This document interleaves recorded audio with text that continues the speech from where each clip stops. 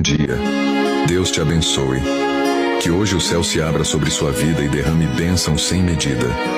Que cada passo seu seja guiado pela mão de Deus. Que você sinta paz, mesmo em meio às batalhas.